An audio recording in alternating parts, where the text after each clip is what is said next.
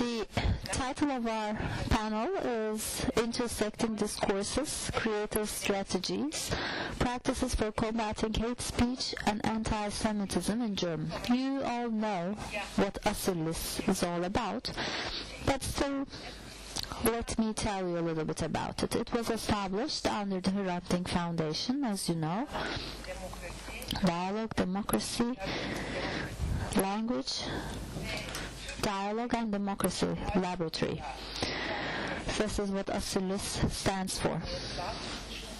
And it does discourse-related work, and it is the first social sciences media laboratory. Since 2009, Hrant Foundation, as many of you probably follow, they have a Media Watch on Hate Speech project. This runs within the Hrant Foundation, and so, we look at the language, legal aspect, and political arena. This is what ASULIS looks at. And what it also focuses on are democratization, human rights, equality, and pluralism. So, before I introduce our speakers to you, throughout Germany, we will be anyway speaking specifically about two institutions from Germany. But I'd like to say that in Germany, incitement to hate speech or incitement to hate in general is a reason for punishment. And if a group defames or uses hate speech to make sure that arbitrary measures be taken, etc., these fall all under the hate speech. And hate speech is illegal, but still in areas like social media and other websites, we see that racism is a big problem, and it might go partially unpunished. So this will probably continue to be a big problem also in the future. So there is potansiyel sempatizanı adeta serbestçe for the social media websites, we know that many things have been more accessible. These groups try to spread their ideologies and speak out for things like homophobia, racism, anti-Semitism, xenophobia, etc.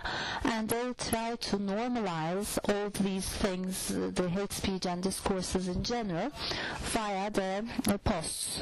And most of them use some nicknames and symbols, like instead of saying Heil Hitler, they say 88. Or the Oklahoma bombing for the 8th letter in the alphabet, or 168, and then 1, etc. So, detecting hate speech also for the social media website administrators are also quite difficult, because the posts are easily posted online and it spreads quite easily as well. So the neo-Nazis might have such explicit racist propaganda, and they know that this would otherwise just reach a very small number of people. So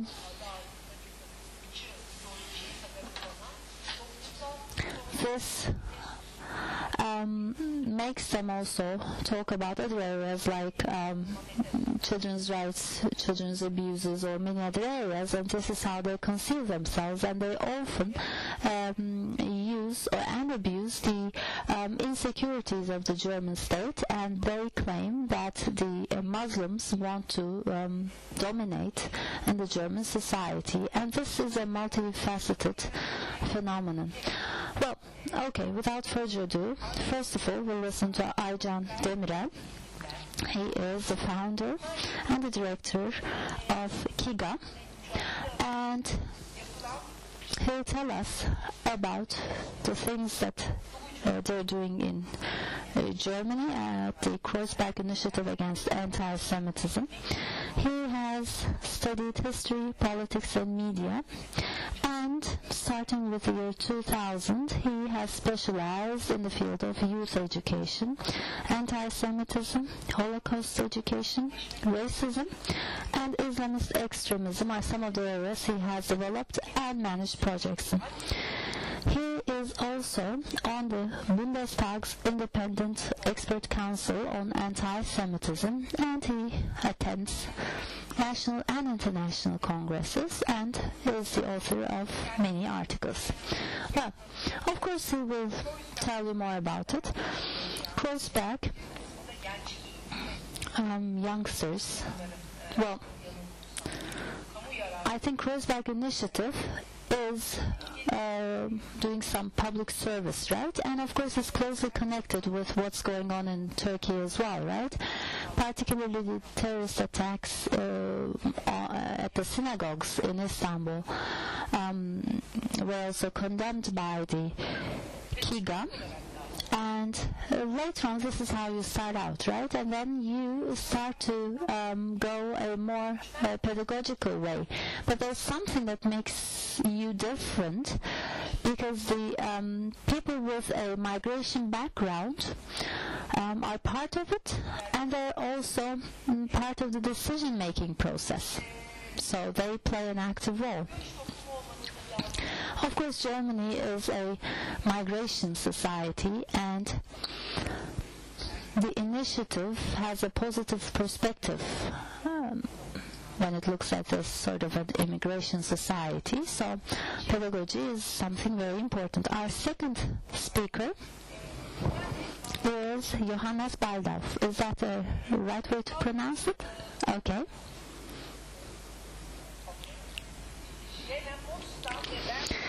Well, he has studied in Jena, Potsdam, and in Berlin. He did comparative literature and Jewish studies, and since 2008 he has been working on the phenomena of right-wing extremism, anti-Semitism, and conspiracy theories on the web. He works for the Amadeu Antonio Foundation, and is currently giving lectures and consultations about hate speech online.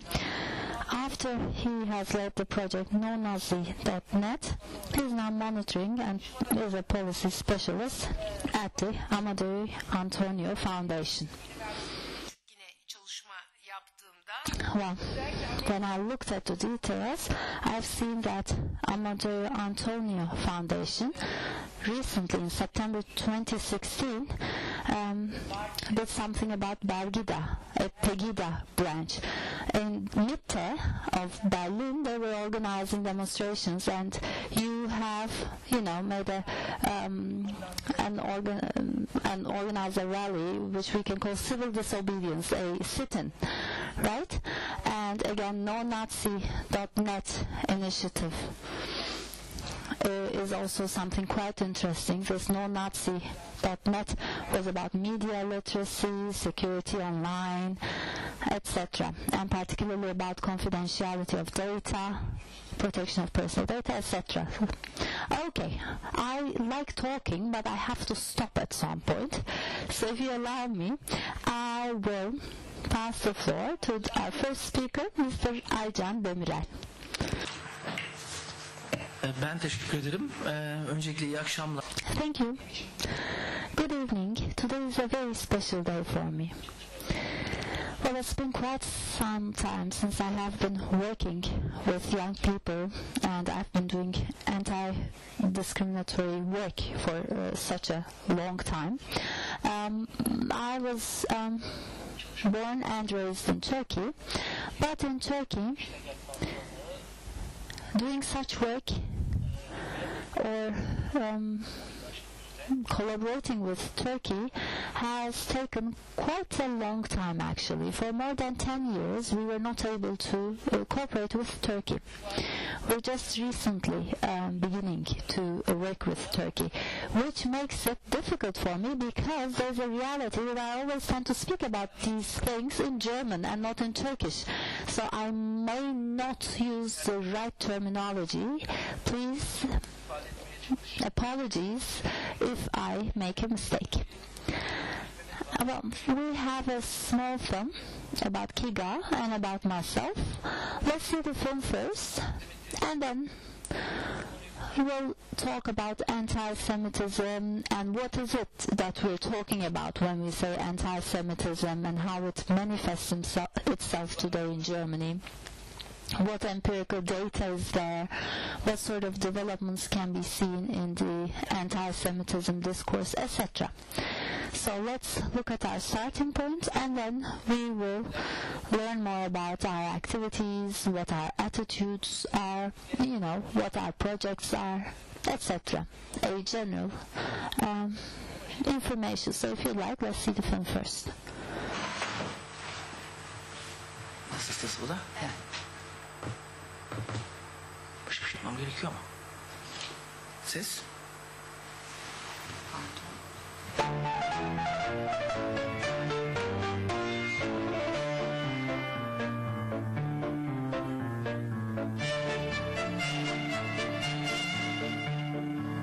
Aycan Demirel moved to Germany from Turkey 25 years ago.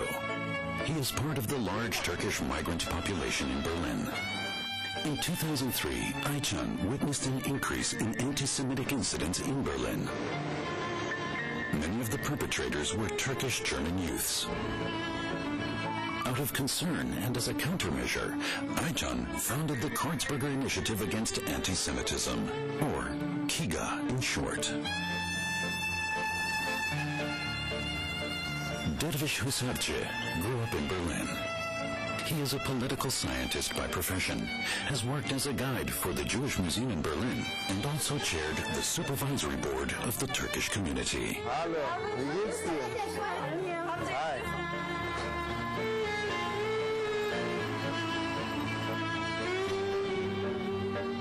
Aycan and Dervish lead the Kreuzberg Initiative against Anti-Semitism, KIgA.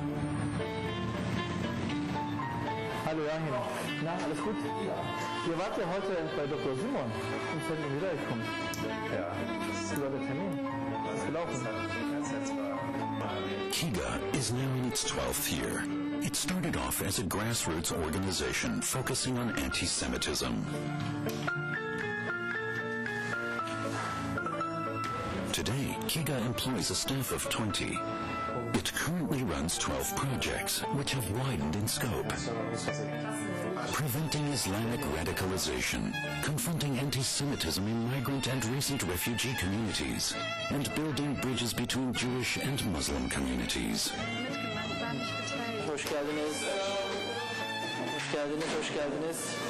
Geç kaldınız biraz, neredeydiniz? One of KIgA's core projects is peer education to confront prejudice in their communities and schools. All peer educators are volunteers from the local community. Herzlich willkommen zu unserer heutigen Schulung. Ihr wisst, es geht heute um was? Ja, wir haben eine große muslimische Minderheit oder Migrationsgesellschaft in Deutschland. Genau, damit befassen wir uns. Wir haben einen sehr hohen Anteil an muslimisch sozialisierte Schülerschaft in den Schulen. Also kurz zur Struktur des Workshops heute. Im dritten Block befassen wir uns konkret mit islamistischem Antisemitismus. Was ich hier mache, ist Schulung von jungen Leuten, die bei uns in der Kreuzberg Initiative gegen Antisemitismus pädagogische Know-how bekommen, inhaltliche Themen lernen, wo sie dann mit den gelernten pädagogischen, inhaltlichen Kompetenzen in die Schule gehen, wo sie unsere pädagogischen Konzepte den anderen Schülern beibringen.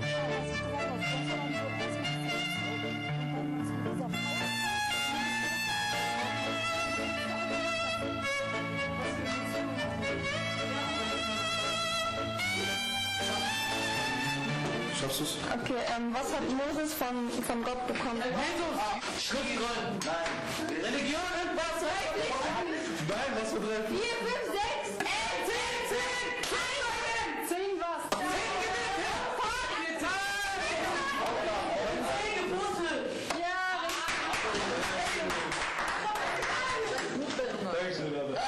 Wieder ein Punkt für Gruppe 2. Koscher. Kannst du kurz was zu Koscher sagen? Auf welchen Begriff geben die Muslime sehr viel Wert? Halal, genau. Und was ist Halal? Was beschreibt Halal? Das, was für uns richtig ist. Also das rein ist. Das, was für euch rein ist. Und das, was im Judentum als rein bezeichnet wird, ist Koscher. Also gibt es auch bei Ja. Es ist wieder eine Gemeinsamkeit. Ich denke, es gibt auch einen anderen Bezug zu den Schülern, dadurch, dass wir jünger sind, dadurch, dass wir denselben Hintergrund haben. Das spüren wir auch meistens. Ja. Weil wenn Sie schon mit Bruder oder Schwester genau. aus Respekt ansprechen und auch in unserer Sprache halt auf Türkisch. Ja, das gibt's auch. Außerdem spüre ich jetzt nicht nur in der Klasse, sondern auch generell in der Migrationsgesellschaft, dass die Identifikation mit der Gesellschaft fehlt. Und dadurch, dass wir mit ihnen über diese Themen sprechen, ihnen andere Sichtweisen zeigen, motiviert mich das Ganze, weil ich so das Gefühl bekomme, wir bewirken da wirklich schon was. A total of 14 volunteer peer trainers are currently taking part in this program. KIgA has more than a decade of experience in fighting against anti-Semitism and other prejudices. Its unique expertise is increasingly in demand. Das zum einen sind antisemitische Manifestationen, die vor allem nach den Ereignissen im Sommer 2014 immer deutlicher geworden sind. Dann natürlich die dschihadistische Propaganda durch den IS, der den Muslimen in den letzten Jahren immer mehr zum Thema wird. Und ein aktuelles großes Thema, natürlich die Herausforderung hinsichtlich der Geflüchteten. Sehr geehrte Damen und Herren, ich bedanke mich für die Einladung, dass wir von unserer Arbeit hier kurz berichten dürfen. Mittlerweile wissen wir, dass die Radikalisierung in der Regel nicht in Moscheegemeinden stattfindet, sondern diese vermehrt zu Partnern in der Präventionsarbeit werden. Aycan Demirel is often invited to counsel politicians. Today he speaks to Berlin's Committee on the Protection of the Constitution. Konkret entwickeln wir eine Handlungsstrategie in einem sogenannten sozialen Brennpunkt in Berlin-Kreuzberg, wo He is also a member of the Independent German Parliamentary Expert Council on Anti-Semitism.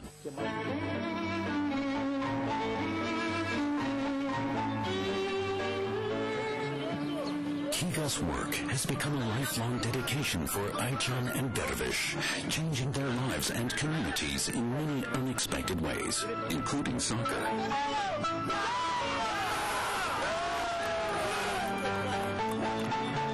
Dervish has become the top scorer for Jewish soccer club TuS Maccabi.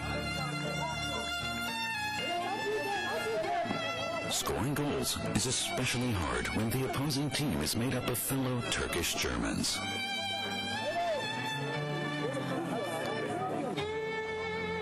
KIgA has accomplished much over the last years and now strives to build a strong European and transatlantic network to fight against anti-Semitism and other forms of prejudices.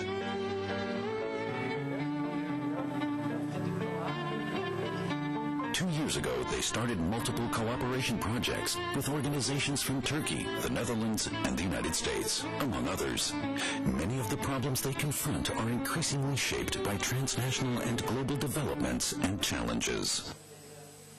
KIgA started as a grassroots organization combating anti-Semitism in Berlin. Now we are doing this on national level in Germany, but we want to cross borders. We want to do this in Europe. It won't be easy, but we are fighting for it.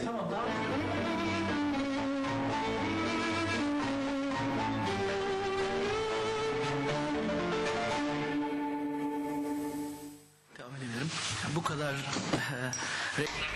So this is enough self-promotion. Let's get back to what we're going to talk about. When we talk about anti-Semitism, what exactly do we mean? It is actually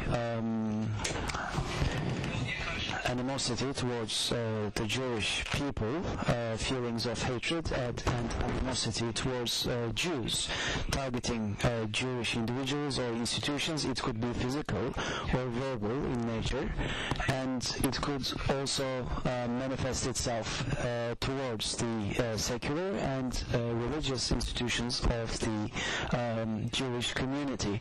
After the early noughties, we have seen new manifestations of anti-Semitism, which is actually a manifestation of animosity or animosity towards the Israeli state, and this is a leg of the actual or contemporary anti-Semitism that we face. Certain prejudices, certain biases, certain generalizations regarding the Jewish people are actually channeled as a critique of the Israeli state and its policies and its institutions. So this is what I would call Israel-based anti-Semitism. So actually it's all about pointing fingers at a scapegoat in the society to blame certain problems or certain things that are going wrong and putting the blame on the Jews. And I think the ideological dimension is also important, because there are so many conspiracy theories as to how the Jews are running the world, and as such they are portrayed as enemies of humanity at large. So this is a broad definition of anti-Semitism. This may be a generalization, but in Germany we see many different manifestations of anti-Semitism. We see verbal manifestations of anti-Semitism, and we also see a lot of hate speech. You mentioned this during your introduction. We see a lot of anti-Semitic comments on social media targeting Jewish people, and we see desecration of Jewish cemeteries and hate mail that is sent to Jewish institutions, Jewish schools, and so on and so forth. We also see Jewish people being subject to violence on the streets, and we also see latent forms of anti-Semitism on an intellectual domain. Maybe these manifestations are not translated into action, but from an intellectual point of view, there is a negative perception of the Jew. After the Second World War, after the foundation of the modern German state, the German people's view of anti-Semitism has always been measured empirically, and there have been so many different studies, surveys, and the actual result is there has been a constant proportion of the society, 15 to 20% of the population, who are anti-Semitic, and this has been constant over the years. Like I said, 15 to 20%, and it has remained constant over the years. And of course this is quite high, because the state, the society at large, the elites, and the educational system have all done so much. But despite all the efforts, we see this percentage in the society. When we look at the details, we see that in Germany, anti-Semitism is focused on two topics.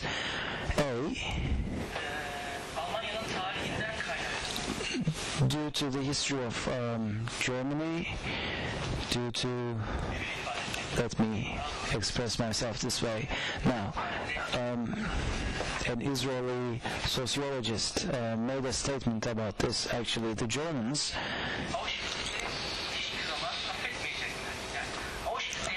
the Germans are never going to forgive the Jews because of what happened at Auschwitz. And it's quite ironic, but many atrocities were committed all throughout history. The Holocaust always reminds Germans of the Holocaust, and that remembrance itself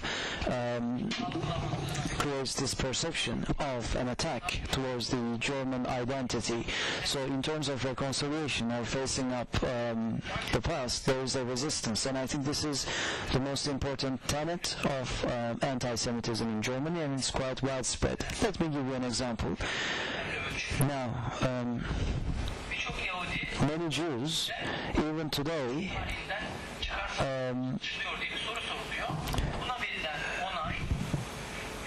well, 40% in 2002, 40% of the population said that the Jews are trying to reap benefits from what happened after the reign, after the government of the National Socialists. So there's a sentiment of resentment which manifests itself in anti-Semitism. Another question is, do you think, you ask German people if they're offended or bothered by the fact that they still face the consequences of what happened to the Jews in the past, and by 60% they say yes. So there's a resistance towards facing the past. That's the main domain, the main topic that we need to focus on. And secondly, Israeli-based anti-Semitism, like I said, after the early notice, this manifested itself much more extensively, and it was conceptualized academically as well, and this is how they measure it. First, they try to create a similarity between National Socialism and the Israeli state. They see them as equals or on a par. Here's a question that people are asked. What the Israeli state is doing to the Palestinians is not any different than what the Germans, the National Socialists, did to the Jews. And the answer is 50%. Yes, is 50%. In a country such as Germany, where the Holocaust was experienced, it was organized, and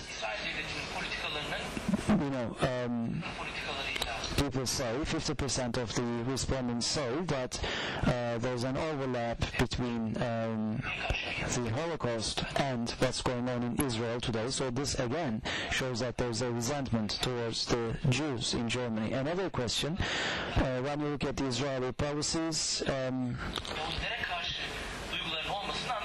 it is understandable that people have animosity towards the Jews. So the Jews are actually held responsible, held accountable for what is going on in Israel. It was 33% in 2007 and 37% in 2010. So there are different dimensions of anti-Semitism, different manifestations of anti-Semitism. But one more thing that I'd like to tell you about is, as Yasemin said, we started KIgA because in 2003 there was an attack terrorist attacks towards synagogues in Turkey, and that's when we started working on this, people coming from an immigrant background. That's how we actually started this back then. And at the time these topics were rather new, academically as well. These were quite new topics, and people were discussing whether this new anti-Semitism has to do with the Muslim population or with the immigrants, and these were new concepts actually, and that's how we began. And at the time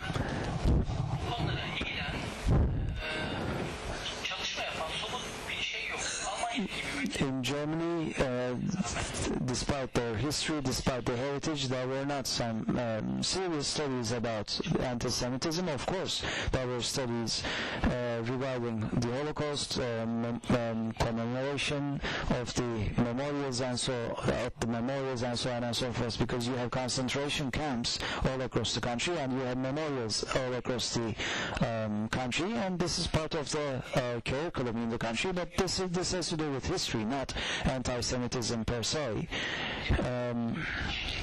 or the function of anti-Semitism or the actual topic of anti-Semitism itself. So basically what we did was rather new, something unprecedented in Germany. We tried to raise awareness regarding these new concepts and regarding these new developments. Of course, we also wanted to focus on the immigrant community, focus on anti-Semitism prevalent in that community, and anti-Semitism prevalent in the Muslim community. We wanted to put the emphasis on these topics. That's, like I said, how we embarked on this journey back in 2003, 4, 5, 6, when we first started doing this.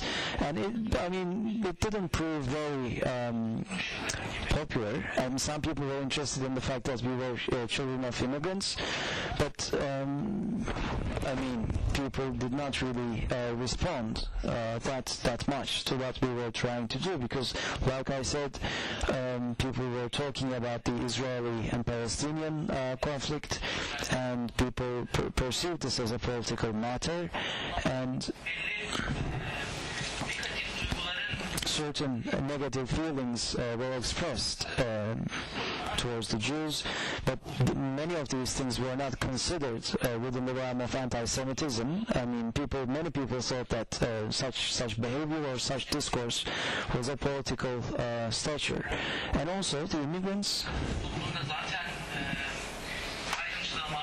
are people who are subject to discrimination, who suffer from racism in the society. So anti-Semitism in those groups is rather problematic, because these people are otherized by the rest of the society, so focusing on what is negative in that community would accentuate the already existing prejudices. Maybe this was well-founded, but we did not want to keep silent, and that's how we, like I said, started doing this.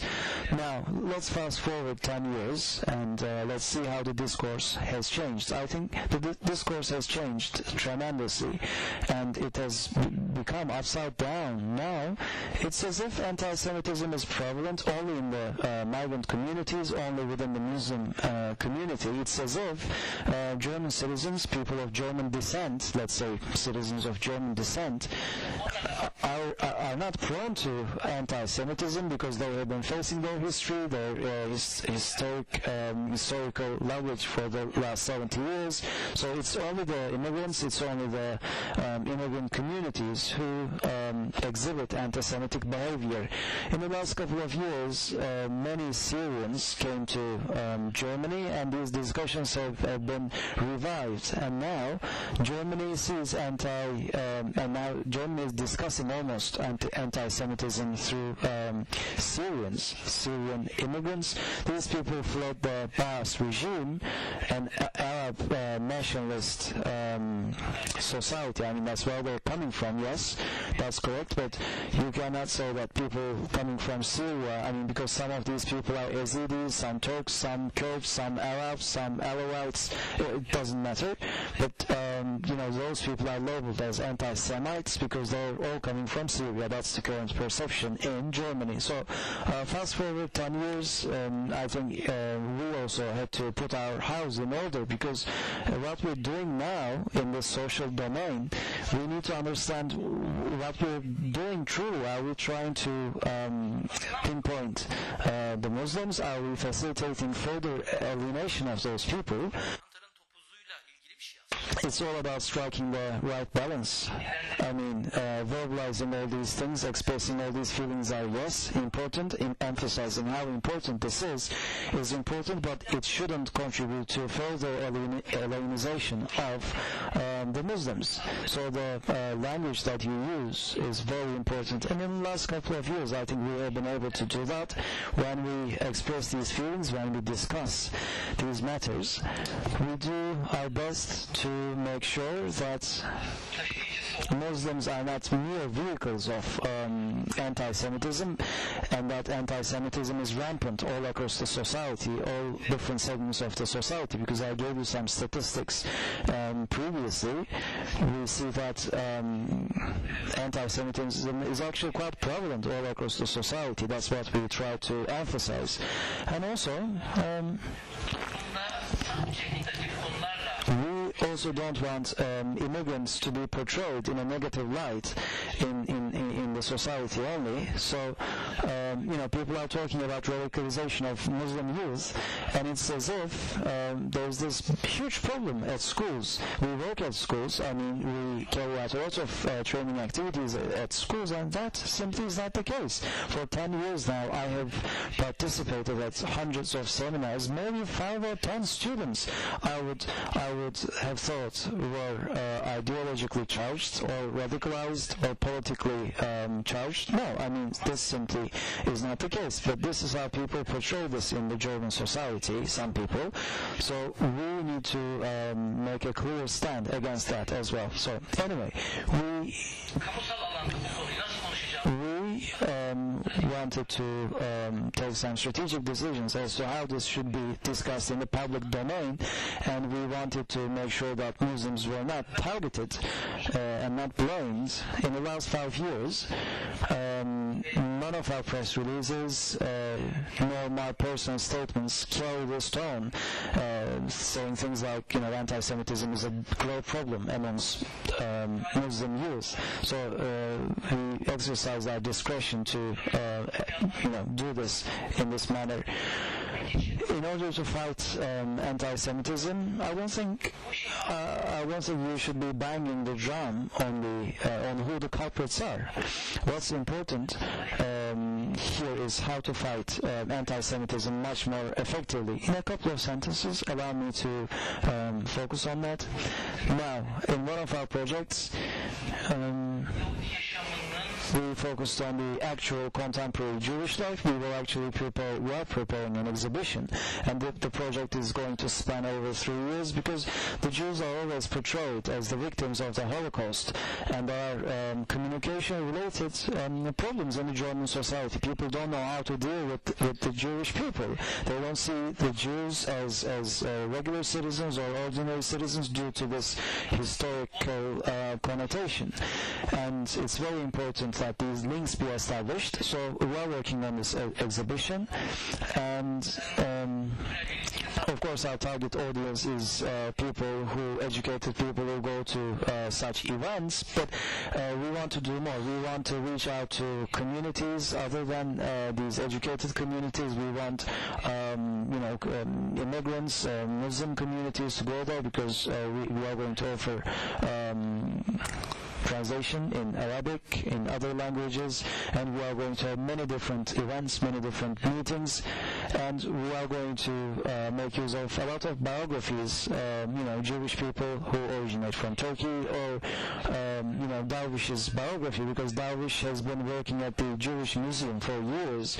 He's been working on anti-Semitism for quite some time, so we are going to focus on what his motivation is. So basically we are going to portray the Jewish way of life as part of the contemporary way of life in Germany. And also this was mentioned in the video as well, how to prevent radicalization of Muslim youth. For 5 years we have actually been working on this.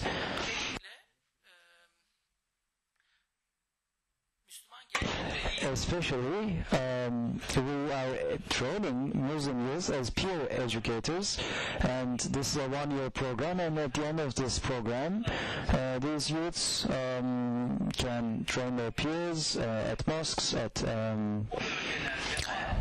schools, in their communities. They basically teach their peers what they learn from us.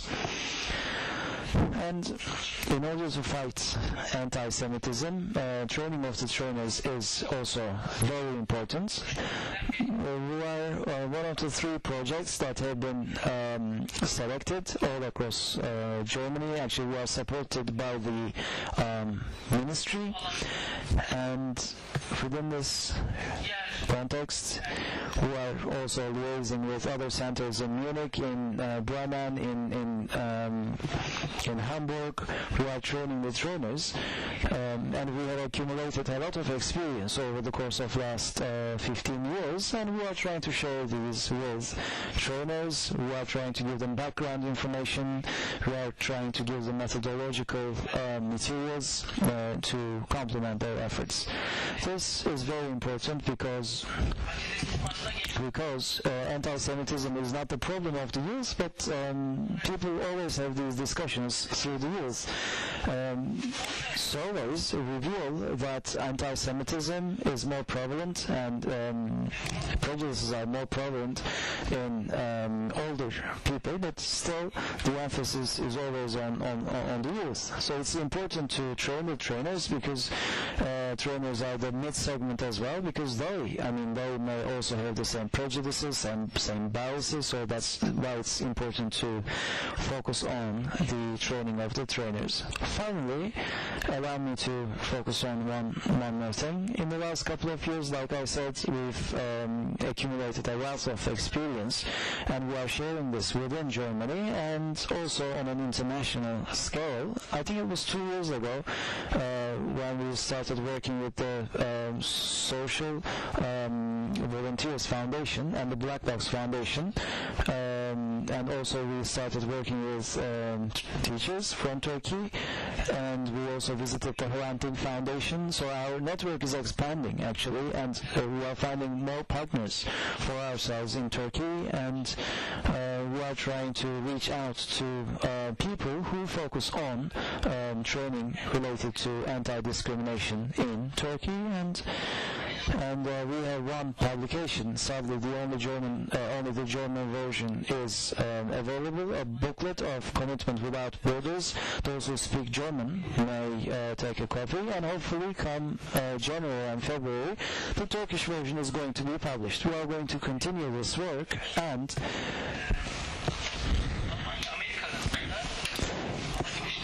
between Germany and the US, we are trying to establish links between NGOs to transfer experience and know-how. I think representatives of 25 NGOs will be sent to DC to find out more about pluralism in the States, multiculturalism in the States, and anti-discriminatory practices in the States. So we have this project as well. Most probably in May or June of 2017, we are going to launch this project, and actually the overall orientation of all this work is to make sure that we have a European network against anti-Semitism and anti-Muslim hate speech. That's the network that we are trying to establish, and hopefully we are going to include our Turkish partners within this network. And this, because we know that there are so many people who are engaged in Turkey, and we have been very motivated by what is being done in Turkey as well. Thank you. Biz çok teşekkür ederiz sunumunuzu. We'd like to thank you very much. As far as I can understand, well,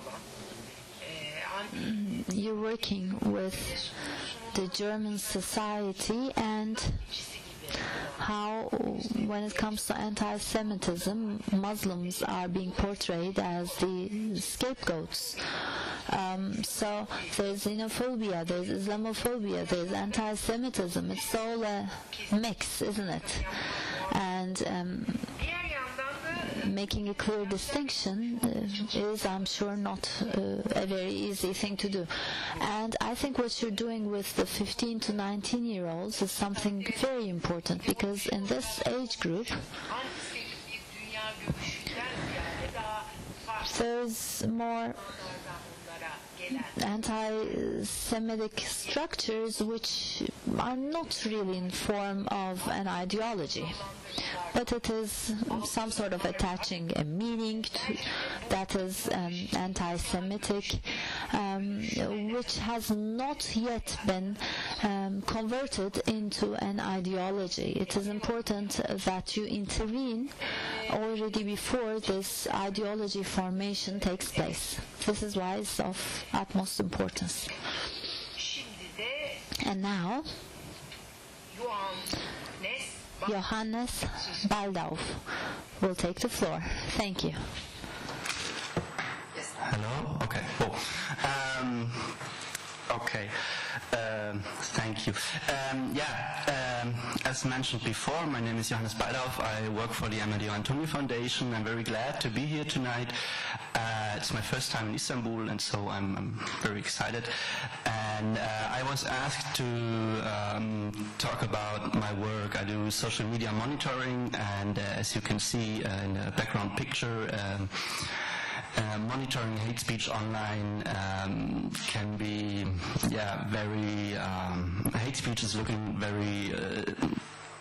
It's looking in very different ways, and so I will first talk about the way I do the monitoring. It's not rocket science, but I will show you the tools, and after that I will talk a little bit about some developments about hate speech online. And in the end, I will talk about some of the solutions we try to find to fight against it. But first, maybe some words about the foundation I'm working for. The Amadeu Antonio Foundation is named after Amadeu Antonio Foundation, which was one of the first victims of right-wing violence after the wall came down in Eastern Germany. He was beaten to death at the beginning of the 90s. And at the end of the 90s, the Amadeu Antonio Foundation was founded to support democratic culture, civil society in mostly the rural areas of Eastern Germany.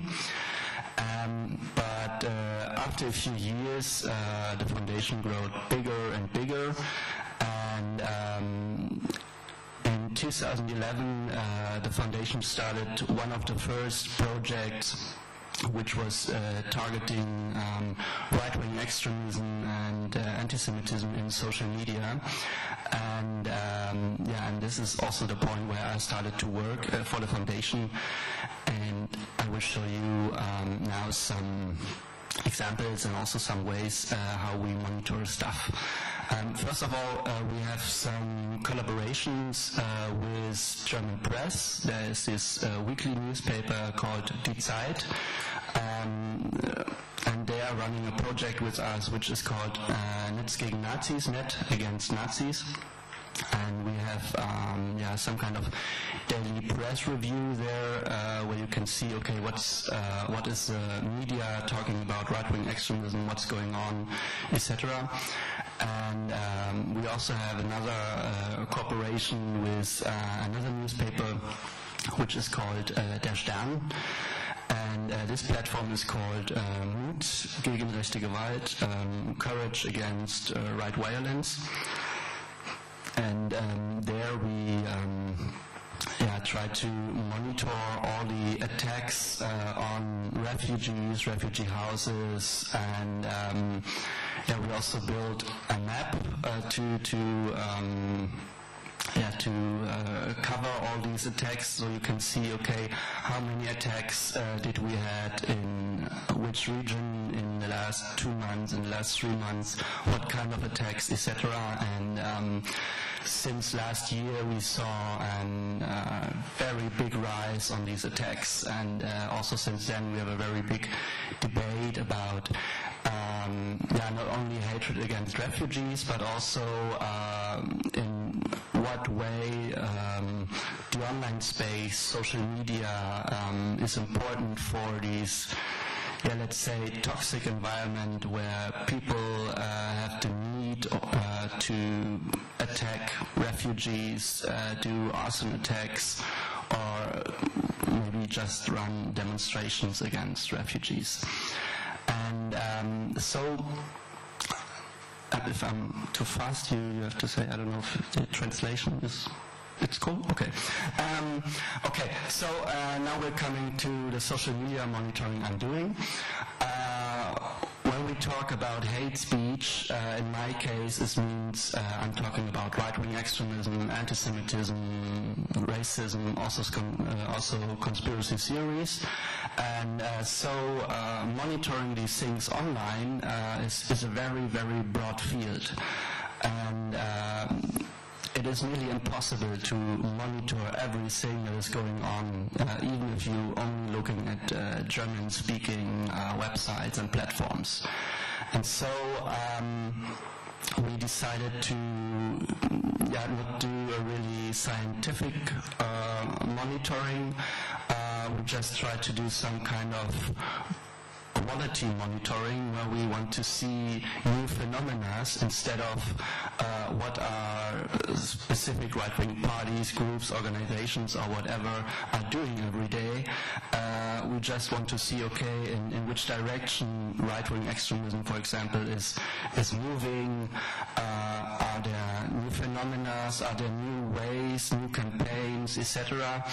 And so we can give other civil societies and other players in this field our expertise to help them understand what is going on, because in Germany for the civil society it seems something very difficult to act online or just be online or do campaigns online that are effective.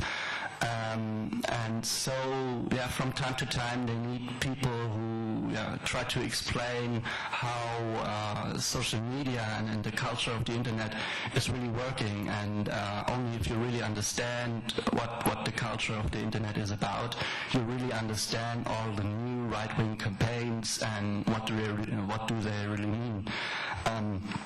We heard it in the beginning. There are some, I don't know, traditional codes they use, like 88 or 168 to 1 and stuff like that. But today we see much more difficult symbols, and they are really hard to understand if you're not really familiar with internet culture, if you're not familiar with pop cultural phenomena, if you haven't seen specific movies. And so since a lot of people in the civil society are a little bit older than me, it seems very difficult for them to understand what it's about. For example, a lot of these people haven't seen Matrix trilogy movies, and Matrix is a very, very important movie when you want to talk about special phenomena online. And so, when I do a lecture about this stuff, I always ask them first, okay, have you seen this movie and that movie and that movie? Do you really understand what this reference means or not? Because you don't understand actual phenomena if you don't have to see this movie. Okay, this is the one thing. The other thing is how do I keep track of all the stuff that is going on? How do I recognize new phenomena? We're still searching for the one perfect tool to monitor everything. I mean, I try to monitor Facebook, I try to monitor Twitter, YouTube. I also have to keep some looks on different blogs and websites, and I'm doing this on my own. And so it's quite impossible. I mean, some technical improvements will really help, but there's not this one tool which is really helping you. And you have a lot of social media tools which are working for marketing purposes, and some of them will also work to keep track of hate speech, but you have to improve a lot. And so a lot of the basic tools I'm using you maybe already know. For example, I'm using TweetDeck to keep track of different hashtags, different campaigns that are going on, different right-wing newspapers and activists. Twitter is not that important in Germany, but for politicians, activists, and journalists, it's the place to be. And so if you want to be recognized by the public, you want to be on Twitter, you want to do stuff on Twitter. And especially when people are launching new campaigns, they also do it with a new hashtag campaign. And in the last weeks and months, we saw a lot of trolling activity, especially on Twitter, where people try to sabotage campaigns against hate speech. I'm using some fake profiles on Twitter to keep track of stuff, but I'm also using my own Twitter profile to be in contact with other activists, with a lot of journalists, to see, okay, is there a new study or has someone recognized something in a special region? And this is Twitter. I also use some kind of a feed reader where I try to keep track of different right-wing extremist blogs or just conservative blogs. I'm not only keeping track of German websites, I also keep track of some US-based websites because right-wing extremism in the US becomes more and more important for what's going on also in Germany and Europe, especially, we will talk about it later, when we look at the last election in the US and the crowd that was supporting the now elected president. They are quite problematic, and one of the main media which supported Trump was Breitbart News, and Breitbart just announced that they now plan to expand to France and also to Germany, and so we will see what will happen then. I also have some Google alerts where I try to keep track of different things, since our foundation also became a target of a lot of haters or right-wing extremists. I keep a lot of track what people write about the foundation, or the head of the foundation and other better known colleagues of mine, to see, okay, is there some kind of new article or campaign, photo, whatever, which is trying to spread hate against the foundation or special colleagues. But because if we don't recognize it early enough, then it's maybe too late to work against it. And so, and last month I was mainly focused on who is spreading hate speech against us. Because last year, when a lot of refugees came to Germany, we also saw a rise of hate speech against refugees. But with the months, the fewer refugees came to Germany, the more the hate shifted from against refugees to against who is responsible for that many refugees. So then the new target of hate speech were the politicians, NGOs, all the people, in English it's called social justice warriors, in Germany they say Gutmenschen, all the people which are responsible for an environment where so many people thought it's cool to come to Germany because it's a safe space.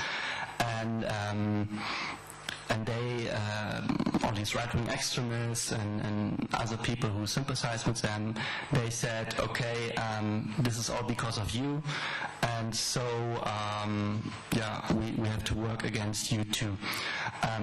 This is also why there was this rally in Berlin you talked about earlier. Maybe you've heard of the phenomenon of KIgA.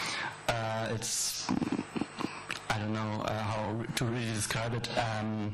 it's some kind of organization that is demonstrating since 2 years now in Dresden, in Saxony, Eastern Germany. And they are not only demonstrating in that city, you also see some kind of chapters from KIgA in other cities, and we also have a chapter from KIgA in Berlin, which is called Bergida, and they also do their rallies, I think, once a month or 2 a month, I'm not sure. And when the hate shifted from the refugees to the politicians and also against the NGOs, they started to change the route of their rallies so they can demonstrate before our office. And that was the point when some of our neighbors spontaneously came together to protest against these right-wing demonstrations, and it was a great act of solidarity from people we haven't known before, and so this was really important for us.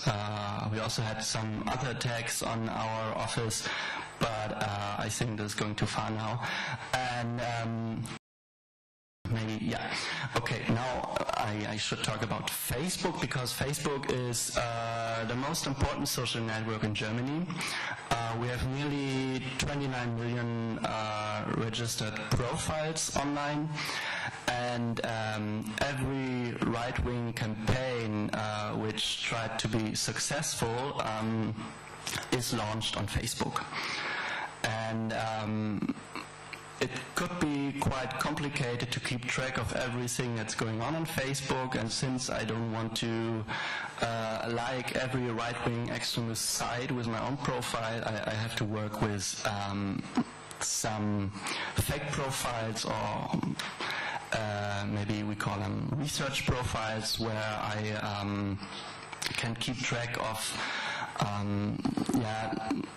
the right-wing extremist party sites, of other groups, of campaigns, but also I can be now part of secret groups where people maybe organize rallies, where you see, I don't know, some new memes, some new trends or whatever. And so my daily routine is just to cycle to all these tools you have just seen before. And after that, it took a lot of hours in the morning to do this. And after that, I'm going to other places outside of social media, because there you can see what is really going on the internet outside of social media. Maybe you've heard of the image boards like 4chan, or the German version of Krautchan. 4chan was not only the cradle of the anonymous movement, but it's also now the cradle of the so-called alt-right movement, which were big supporters of Trump, and which are also, I really don't know how to describe it exactly, they are just chaotic. They are not really right-wing extremists, they are not really anti-Semites, they are not really racist, they are all combined. And this is also combined with some sort of absurd humor, and it spreads along the web. You can see it on Reddit, you can see it on Twitter, you can see it on 4chan, or you can see it on the German version of 4chan, which is called Krautchan. And these people, they supported Donald Trump. They silenced a lot of minorities when you try to, I don't know if it's working in Turkey, but when people which are part of a minority try to speak up on Twitter, then you see these alt-right trolls which just silence them, which are just shutting them down, and so it's very hard for these people, and also very hard for campaigns who try to raise awareness on hate speech to fight against these people, because no one really has a working recipe against this new phenomena.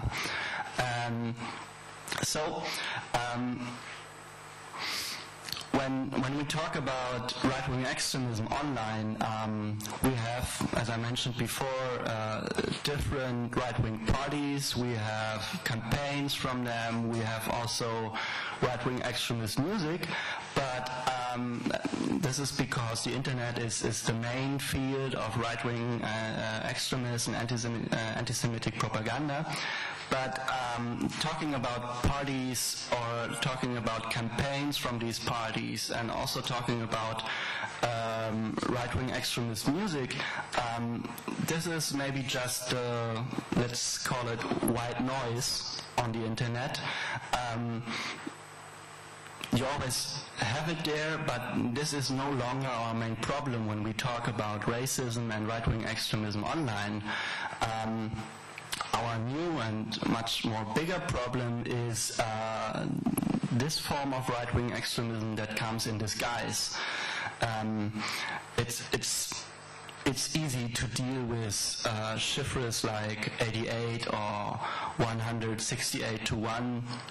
It's easy to deal with people who spread swastikas online. It's much more complicated to explain to people that there are new symbols, that there are things that are not automatically connected to National Socialism, but they could also be a problem. For example, as you can see in the middle, we have this identitarian movement which came from France, and it started in 2012 in Germany. They are using this symbol, and if you don't have seen the movie 300, you won't really recognize what this symbol is about. And so many people don't really see what's the problem with them. Okay, they talk about identity. I mean, we all have an identity, so what's the problem? But in the end, it's just another version of racism. It's some kind of culturalized racism. And they are using this symbol because of an army in the old Greek time. This is a reference to the Battle of the Thermopyles, where you have these Spartans, and they have this symbol, it's a cylinder, on their shield. And the identitarian movement is saying, okay, these Spartans fought against the Islamization of Europe, and we have to do the same today, and so we are Spartans too, and this is why we use the same symbol. I mean, it sounds a little bit ridiculous, but it's working with pop cultural references, and young people understand these, and so they are more emotionally adapted to this than, I don't know, the traditional right-wing extremist symbols, because they all knew these movies, and so whenever you see the symbol and whenever you have this reference, you have the emotional impact on this movie, and so yeah, it's working. Or, for example, we since a few years we have a new right populist party in Germany, and yeah, they are quite on a rise, and many people fear that in the next election, and in the next autumn, they will have a place in our parliament, and that they will really change the course of our politics. And so, yeah, many politicians and many civil society organizations fear this party. Or we also have a lot of conspiracy theories, magazines and websites which gain more and more importance in the public discourse. Maybe you've heard about all the discussions of fake news in social media, which became a big topic because of the election of Donald Trump, and which was the role of Facebook, because they favored fake news before real news online, and also many people claim, okay, we are living in a post-factual society, and so fake news became more and more important. And also fake news played a very important role when we talk about hate speech against refugees in Germany. And magazines like this one, is called Compact, are very big influences for the right-wing extremist and right populist discourse. And so, yeah, these are the things we have to talk about. But who really has a concept working against conspiracy theories? How do you target conspiracy theories? How do you talk to people about them when conspiracy theories also tell you, don't trust the government, don't trust the media, oh, you're paid by the government, oh, you're connected with the media, sure, you have to be an agent, so we don't trust you. And so, yeah, it's quite complicated to argue against this stuff.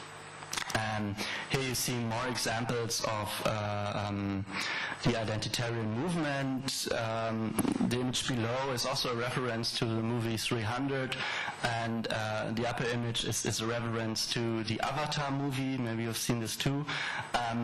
They took popular movies and changed how the movie is seen by people.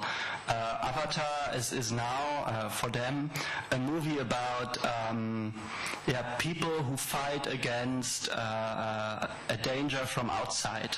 They fight for their own freedom, they fight for their own identity, nationality. I think you know what I'm talking about. And it's working for a lot of people.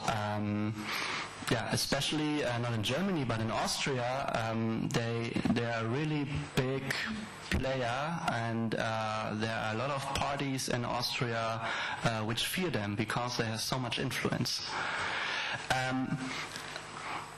Maybe you've heard of this phenomena too. It was a thing a few months ago. It was called Echoes. It was some kind of a browser extension where, which was created by right-wing extremists from the alt-right movement.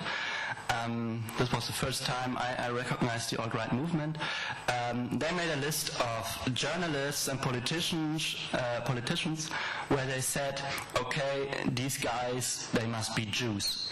And to recognize all the Jews in the media and in the politics, they built this extension whenever a name appeared in an article or on social media which was on their list.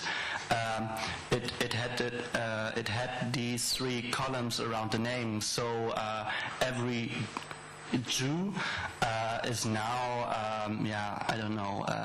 stigmatized. So you can see, okay, this is a Jew and this and this and this. It's clearly a reference to the times of National Socialists, and there were many people on Twitter who tried to work against it by putting these columns on their own name to irritate these guys, but this is a very good example where you can see that new forms of hate speech, new, phenomena, new ways to spread hatred against people, you can see them every day. And it's getting more and more complicated to find solutions against this stuff. And so when you want to deal with hate speech online, you not only have to look, okay, what are the new phenomena within the right-wing or anti-Semitic or racist scenes, you also have to look, okay, what are technical possibilities and how they could be adapted by not only by the civil society but also by right-wing extremists, and what can we do against it or not. And in Germany, this is quite a big problem because, as I mentioned before, there are so many civil society organizations which are not really familiar with the web, and so the best they can do is maybe having a Facebook page and do some kind of campaigning, but it won't have much influence. Speaking about the alt-right movement, this is just another reference. Maybe you recognize this is Pepe the Frog. I mean, it just looks stupid and funny, but this is the main symbol of the alt-right movement. And here you see different styles of this stuff. And yeah, I think this is something we have to face more and more in Germany, and no one is really aware of this problem. Okay, I just have 2 minutes, so I came to the end. I talked a lot, sorry. So maybe in the end, what do we do against all this stuff? It's quite complicated, as I mentioned before. In Germany, you see a lot of campaigns which try to work with humor. I'm not sure if humor is really the answer. I mean, humor is a good way to empower other people to do something, or to help the people which are suffering from hate speech. But to change the way people recognize the world, to change the way how they behave, humor is not really the answer. So we try something we call online street work, where we try to get in touch with people, especially young people, who spread hate speech online on Facebook, and we try to get them to one-on-one conversations online to convince them that's maybe not the best idea to behave that way. And but it takes a lot of hours to identify these people, and then it's very, very complicated to really get in touch with them because of technical difficulties. And there are not many answers on how to deal with hate speech online. All we can do is raise awareness that this is a really big thing. It's something that's not only happening online, but it's also affecting a lot of stuff that is happening outside the online space. And so whenever you do something against racism in the society, against anti-Semitism, right-wing extremism, you also have to look, okay, what's going on online? And I think, I close here. So thank you for your time.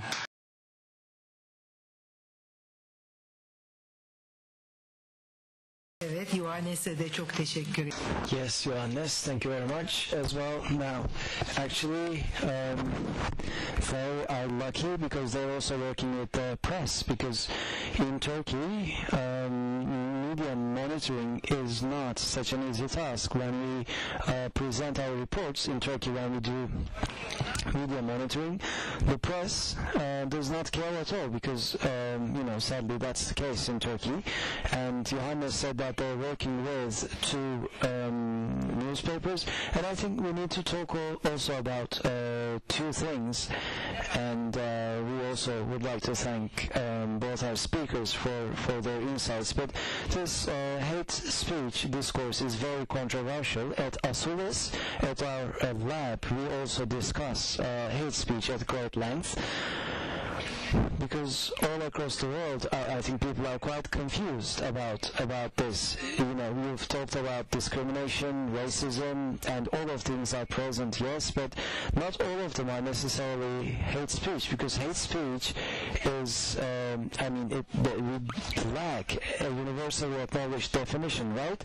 We're talking about the year 1997, the resolution of the Council of Europe and the Committee of Ministers, and we also talk about the paragraph 1st of the first article of the European Convention on Human Rights, and section B, and that lays down rules as to how freedom might be curtailed.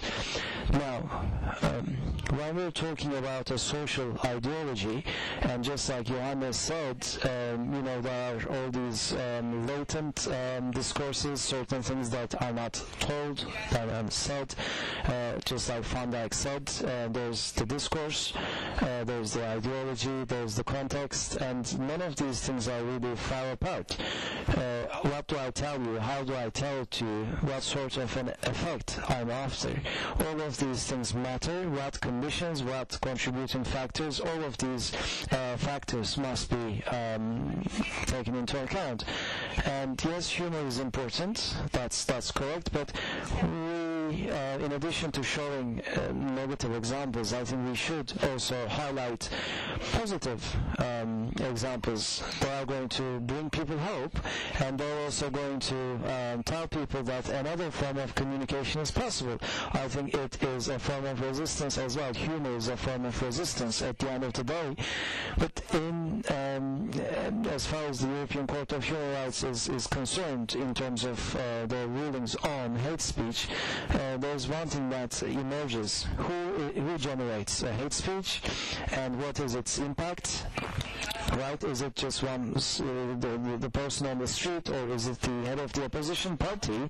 What is the context as well? That's also taken into account, whether the topic itself is fragile, sensitive in nature, whether it's contentious, and also, most of all, whether a minority is targeted, whether the hate speech channels or incites hate speech of the majority towards the minority. I mean, these are some of the criteria. I'm sure I'm much more knowledgeable about these things than I am, but we've also discussed this quite at length at ASULIS. That's why I wanted to tell you this.